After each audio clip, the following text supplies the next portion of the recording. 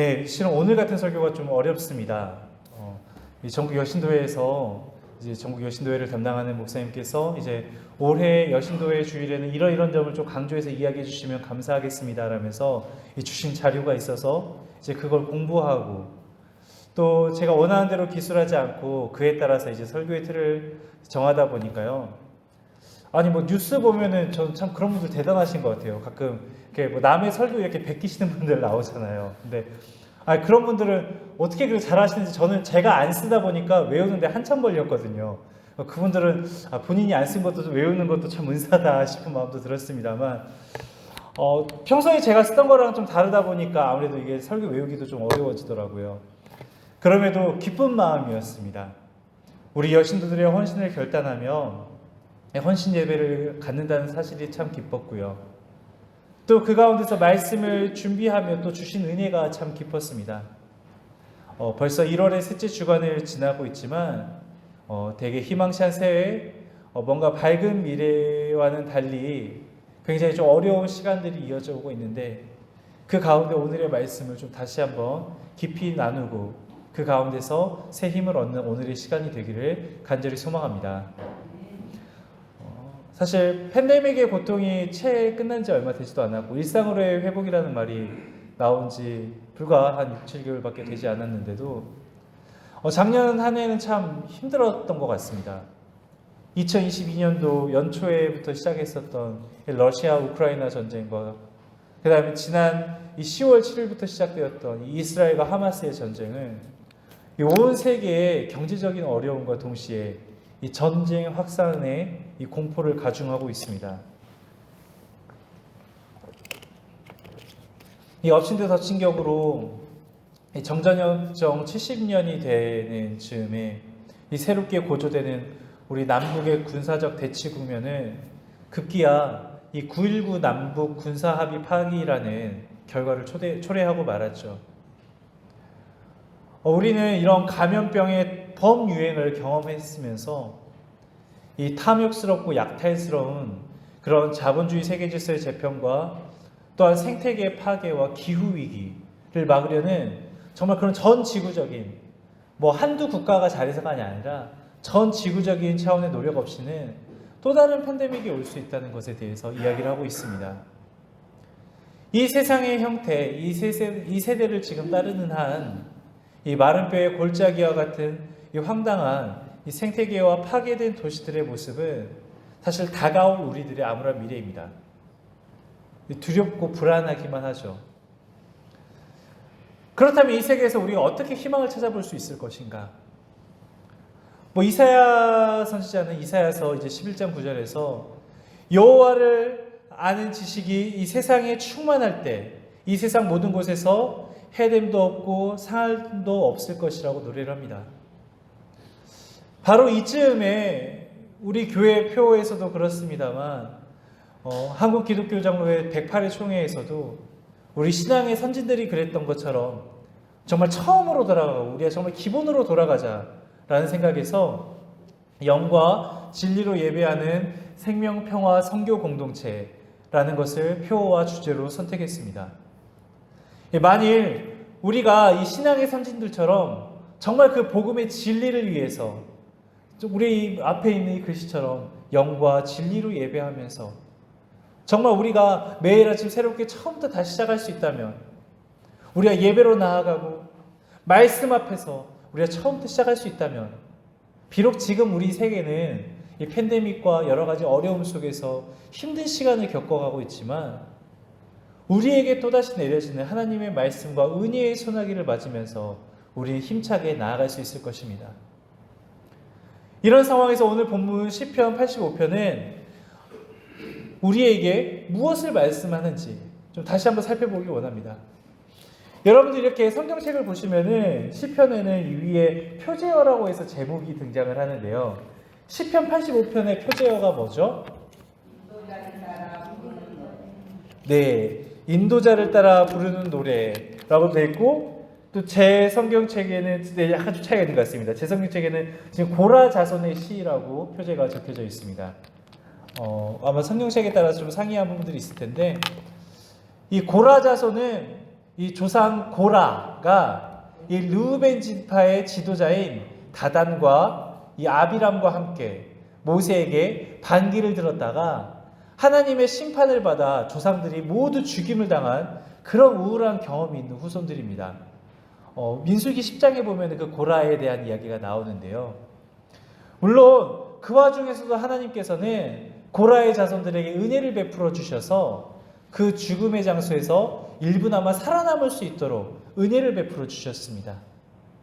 그 은혜에 감업한 고라의 자손들은 이후에 그 전의 불평과 원망의 삶에서 벗어나 하나님 중심의 삶을 살게 되었고 나아가 더욱 헌신하게 되었으며 다윗이 이런 그들의 모습을 소중히 여겨 어떤 일을 맡기냐면은 그러니까 요즘으로 하면 목사겠죠. 이게 성전에서 하는 일들을 맡는 일들을 그 고라의 자손들에게 맡긴 거예요.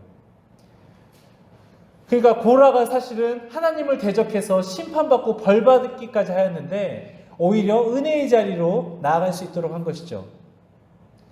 그래서일까요? 실제로 우리가 성경책을 보면은 이 고라의 자손들이 다시 한번 이렇게 역사 속에 좀 등장을 하는데 이 다윗에게 받았던 은혜를 잊지 않고 다윗과 함께 피난길에 올랐던 이들도 바로 이 고라 자손들입니다. 이들의 신실한 모습은 오늘을 살아가는 우리에게 큰 교훈을 가져다 줍니다. 그러니까 오늘 우리에게 부여된 사명, 특히 이 세상에서의 직무를 하나님 나라와 연관시켜서 더욱더 신실하게 우리가 감당할 수 있어야 한다는 것입니다. 이 시편 85편을 좀 더 자세히 보죠. 시편 85편의 시작은 이런 내용들입니다. 먼저 이 1절과 3절에서는 앞에 나오죠. 1절과 3절에서는 하나님의 은혜를 찬양하는 내용이고요. 그 이후에 4절부터 7절은 그러한 은혜를 간구하는 기도입니다. 자, 우리 1절, 2절을 함께 읽어볼까요? 시작! 여호와여 주께서 주의 땅에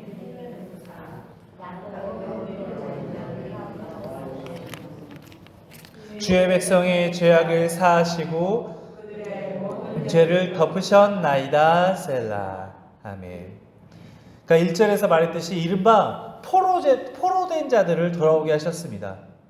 그러니까 백성들의 죄악을 사하셨고요. 그 죄를 덮으셨다고 합니다.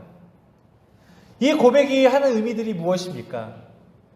그러니까 하나님의 자녀들이 하나님의 말씀과는 동떨어지게 사는 까닭에 그들을 심판하여 이방 나라의 포로가 되게 하셨는데 그런 백성들조차도 하나님의 은혜로 다시금 용서해 주시고 그들을 향한 분노를 거두셨다는 것을 찬양하고 있는 것입니다.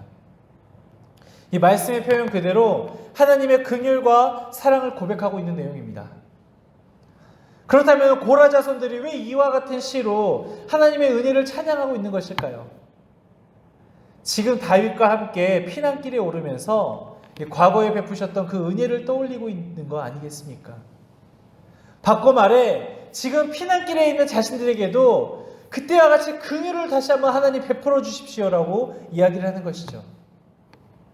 그것은 마치 과거에 자신들의 선조인 고라가 모세를 향해서 반역했을 때 하나님께서 진노하셔서 그들에게 지진을 일으켜 250명의 사람들이 한 번에 죽임을 당했는데 그런 때에도 하나님께서는 긍휼을 베푸셔서 고라의 후손들을 살아가게 하셨던 것처럼 정말 진노 가운데 있는 이 피난길, 어려움과 이제 절망이라고 생각하는 그 순간에서도 하나님 저희가 여기 있습니다. 긍휼을 베풀어 주십시오라고 기도하고 있는 것입니다. 그래서 7절에 이렇게 그들은 간구합니다. 여호와여 주의 인자하심을 우리에게 보이시며 주의 구원을 우리에게 주소서. 하나님의 구원의 은총 그리고 긍휼의 은총을 간절히 구하면서 방금 뭘 달라고 했다고요? 주의 구원을 우리에게 주소서. 그리고 나서 우리 우리가 미리 띄워줬어요. 이제 8절에서는 이렇게 결단의 기도를 드리고 있어요. 내가 하나님 여호와께서 하실 말씀을 드리니 무릇 그의 백성 그의 성도들에게 화평을 말씀하실 것이라. 그들은 다시 어리석은 대로 돌아가지 말지로다. 아멘. 여기서 누가 하나님 여호와께서 하신 말씀을 들은다고요? 내가. 자, 그럼 여기서 문제입니다. 자, 여기에서 여기 내가는 누구를 말하는 걸까요? 누구를 말하는 걸까요? 자신 있게 대답하셔도 돼요. 틀려도 좋습니다. 여기서 내가 누구를 말하는 걸까요?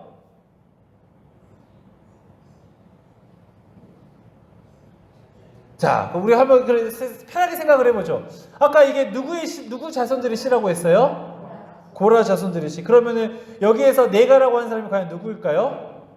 고라 혹은 고라 자손들이겠죠.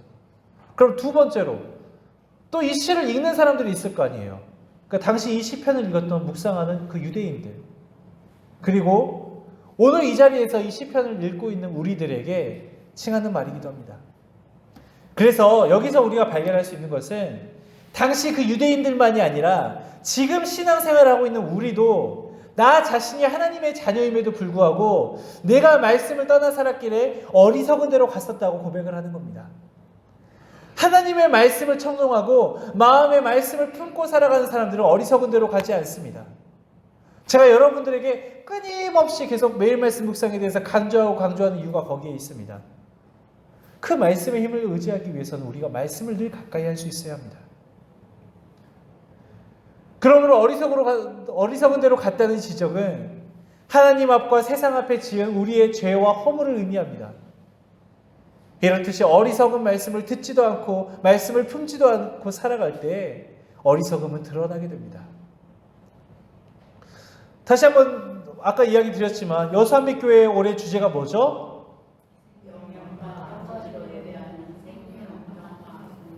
네, 정답을 모를 땐 컨닝이라도 좀 잘해야겠죠.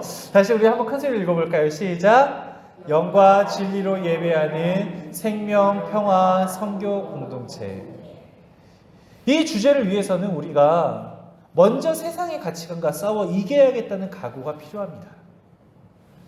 그동안 우리가 어리석은 곳으로 나아갔던 곳에서 잘못된 길로 갔다라면 우리가 유턴해서 이제는 하나님의 말씀에 순종하여 지켜 행하는 길로 가야 됩니다. 그렇다면 이제 무언가 지금의 길이 잘못된 길이니까 유턴을 해야 된다는 건데, 그렇다면 대체 무엇을, 그리고 어디로 그 방향을 전환해야 하는 것일까요? 이 첫 번째로 생각하는 어리석음은 이 기후위기를 자초한 우리들의 방만한 삶의 행태에서 이제는 모든 피조물이 하나님이 지으신 우리의 형제 자매라는 그런 넉넉한 판단 아래 친환경적인 삶으로의 전환입니다. 우리가 코로나를 이야기하면서도 바이러스가 창궐하여 수많은 사람과 동물이 사망에 이르고 이 생물의 다양성이 축소돼서 정말 많은 이들이 정말 침몰하고 있는 게 현실입니다. 그동안 상징과 개발이라는 민명 때문에 쉼없이 자행했던 모든 일의 부작용들이 이제는 부메랑처럼 우리에게 다가와서 위협하고 있는데, 이른바 기후재앙이라는 표현을 사용하기도 합니다. 좀 더 나은 미래, 이 지속 가능한 지구를 지키기 위해서 이 구체적인 실천에 우리가 들어가야 된다는 것입니다. 가령 소비를 적게 하고 쓰레기를 줄이는 등, 그리고 제가 오고 나서부터 우리 교회에서도 이제 분리수거를 시작한 등 그런 이유가 있습니다. 예를 들어 우리가 교단 차원에서도 교회가 정치적인 기구가 아니지 않습니까? 그럼에도 불구하고 우리 전국 단위에서의 여신도회 총회가 후쿠시마 원전 방류와 같은 곳에 정말 우리가 비용을 아끼기 위해서 자연을 함부로 해서는 안 된다라고 이야기를 하고 성명서를 내는 것은 교회가 정치적인 기구여서가 아니라 우리가 그런 정치적인 입장과 관계없이 하나님의 창조 질서를 지키기 위해서는 비용이 앞서서는 안 된다라고 그 위험을 인지하고 반대하는 것입니다. 두 번째로는 우리 편견과 차별의 삶에서 인격을 존중하고 환대하는 사회로의 전환입니다. 요즘 세상에서 보면은 가장 큰 이슈 중에 하나가 무엇입니까? 최근에도 이제 노인 혐오에 관련된 뉴스가 막 나오고요. 여성 혐오에 관한 뉴스가, 그리고 그에 대한 범죄들이 심심찮게 들려옵니다. 그뿐입니까? 세상에서는 심지어 같은 노동자들 안에서도 정규직과 비정규직으로 나뉘고 사측과 노쪽으로 이렇게 나뉘어서 서로가 서로를 제약시 여기고 심지어 정치적인 자신의 포지션에 따라서 상대방을 악마화시키기까지 하는 게 요즘의 현실입니다. 어디 세상에만 퍼져 있는 문화이겠습니까? 제가 저희 교회에서도 여신도들만 힘든 일들을 감당하는 걸 반대하고 자, 특별히 우리 여신도들에게도 그렇지만 우리 모두에게 언어적으로 함부로 이야기하는 것을 막는 이유도 여기에 있습니다. 단순히 남성과 여성만이 아닙니다. 뭐 남자와 여자, 노인과 청년, 어른과 어린아이, 뭐 내국인과 외국인, 장애인과 비장애인, 서로가 내가 잘났다 너는 못났다 이렇게 나누는 것이 그리스도인들이 가야 할 길이 아니라는 것입니다. 이 서로를 이해하고 존중하며 어울려 사는 사회를 이루는 것, 그리스도인들이 더 선하거나 남을 배려해서가 아닙니다. 이것은 내가 뭐 선하기 때문에 선한 길 가야 돼 이게 아니라 바로 내 옆에 있는 그들이 하나님이 귀한 피조물이라는 신앙의 고백이 우리에게 있기 때문입니다. 이 세 번째로는 무관심과 고립에서 관심과 연대로 나아가는 전환입니다.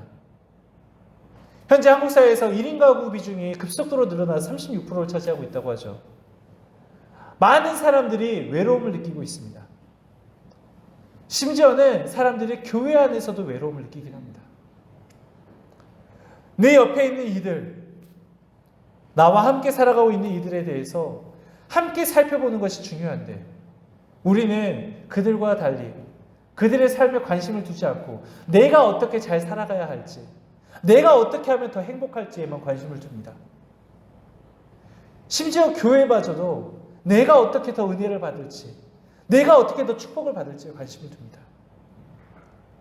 우리 교회에서 지금 추위 가운데 중단되어 있습니다만 저희가 다시 이제 봄이 오면 시작하려고 하는 플러깅을 계속 하려고 하는데도 이런 이유가 있습니다. 내가 혼자 살아가는 것이 아니라 내 주변에 누가 살고 있고 또한 그들과 함께 걸어가고 있다는 그러한 믿음의 연대, 그게 우리 기독교인들에게 필요한 돌이킴입니다. 네 번째로 생각하는 어리석음인 형식적인 예배에서 이제 우리는 또한 하나님을 기쁘시게 하는 예배로의 전환을 꿈꿔야 합니다. 여러분 가나안 교인이라고 다들 들어보셨죠? 이 안나가를 거꾸로 하면 가나안이라고 한다는데 이 교회를 다니고 있지 않는 크리스천들의 수가 늘고 있는 이 현실 속에서도 물론 교인들이 매주 이제 주일 예배에 참석하는 분들도 있습니다. 여기 계신 분들도 다 교회에 나오지 않습니까? 일요일마다 나와서 주일에 나와서 뭐 시간에 맞춰서 예배당에 앉고 주보의 순서대로 우리 함께 기도하고 찬양하고 설교 듣고 뭐 교회 소식 듣고 축도 받고 그 다음에 밥 먹고 집에 돌아가고 그저 습관적으로 예배에 참석하고 그것으로 하나님께 뭐 눈동작을 찍었다고 안심할 수 없습니다. 예배를 준비하는 사람이나 말씀을 전하는 저와 같은 사람이나 예배에 참여하여 은혜를 나누려는 사람 모두에게 그런 성령의 감동의 물결이 일어나서 이 예배드림 자체가 기쁨이 되고 예배를 받으시는 하나님도 기뻐하시는 예배가 될 수 있도록 우리가 우리의 예배를 다시금 점검할 수 있어야 합니다. 우리가 끊임없이 예배에 여러 가지 변화의 요소들을 가져오고 어떻게 하면 좀 더 우리가 더 풍성한 예배를 드릴 수 있을까 고민하고 함께 논의하는 것은 오늘 우리의 예배가 습관이 되어서는 안 되기 때문입니다. 오늘 이 시간이 주님과의 귀한 만남이 될 줄로 믿습니다. 다섯 번째는 성장만을 바라는 그런 사회에서 이제 건강한 복지사회로의 전환입니다. 한국 사회는 실제로 70년대 이후에 경제개발과 경제성장을 목표로 부단히 노력해왔습니다. 그 결과 여러분 깜짝 놀라실 텐데 우리가 맨날 어렵다 힘들다 하잖아요. 경제 규모로 했을 때 우리가 약 세계에서 10위권이라고 합니다. 그런데 그러면 우리가 정말 행복해지기 위해서 열심히 부단히 노력하고 나 쓸 것마저도 아껴오면서 이렇게 나라를 일으켰다고 생각을 했는데 그렇다면 대한민국은 얼마나 행복할까? 행복지수 과연 몇 위일까요? 자, 맞추신 분에게 제가 상품이 있습니다. 자, 맞추시면 제가 위아래 업다운을 해드리겠습니다. 자, 몇 위일까요? 한번 맞춰보세요. 참고로 우리가 처음에 행복해지기 위해서 열심히 허리끈 졸라가면서 이렇게 발전을 해왔어요. 그래서 경제는 10위입니다. 자, 행복 몇 위라고요? 26위보다 아래입니다. 자, 손을 들고 하셔야지 제가 상품을 정확히 드릴 수 있으니까 손을 들고 발표하셔야 됩니다. 자, 네, 35위보다도 미칩니다. 38위보다도 미칩니다. 자, 방금 누가 손을 들고 이야기해서 상품이 있습니다, 여러분. 네, 박봉석 지사님. 네? 42위보다도 미칩니다. 더 미칩니다. 자, 48위보다도 더 미칩니다. 네, 65위보다는 다행히 더 위인 것 같습니다. 네. 자, 손을 들고 이야기하세요. 네, 우리 이종인 권사님 맞춰주셨습니다. 53이라고 합니다. 여러분, 정말 우리가 그렇게 정말 힘들고 너무 어려운 가운데서 그렇게 열심히 성장을 해왔는데 실제로 우리는 행복이 53위밖에 되지 않는다고 합니다. 그러니까 부유한 것과 행복한 것이 비례하지만은 않는다는 것이죠. 경제발전의 과정이 개개인의 죽음을 각오하는 경제적 노력과 혹독한 헌신이었으나 그 결과는 빈익빈 부익부로 나타났습니다.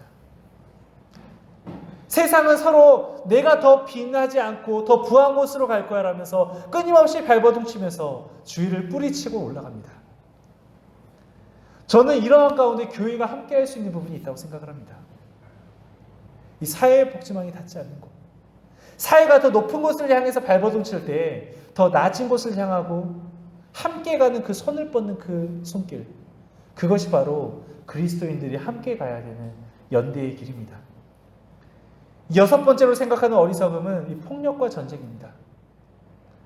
지금 폭력이 만연해 있는, 전쟁이 만연해 있는 이 세상 가운데 이 평화의 세계로의 전환을 우리는 이야기할 수 있어야 합니다. 정말 약육강식이라는 이론이 제시된 이후로 강자가 약자를 향해 폭력을 행하거나 약한 나라를 침공하여 전쟁을 일으키는 일이 당연했던 시절이 있었습니다.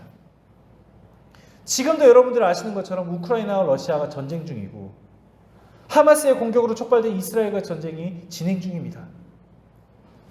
한반도의 남북 군사적인 대립 일변도의 정책도 진지하게 우리가 생각해야 합니다. 작년부터 6년 만에 북한 정권이 아닌 정말 북한 자체를 적으로 규정하기 시작한 우리도, 그렇다고 며칠 전 민족 동족이라는 개념은 우리의 인식에서 삭제됐다고 발표한 저 북한도 평화를 해치는 행동은 절대 정당화될 수가 없습니다. 누군가는 정치적인 아젠다로 전쟁을 이야기할 수 있겠지만 그것으로 인해 소비되는 막대한 비용과 살상의 현장을, 그리고 무수한 인명의 고통을 우리는 결코 간과할 수가 없습니다. 우리가 믿는 하나님은 평화의 하나님이십니다. 오직 하나님만이 그 모든 악과 죄를 소멸하실 수 있으며 나아가 평화가 가능합니다.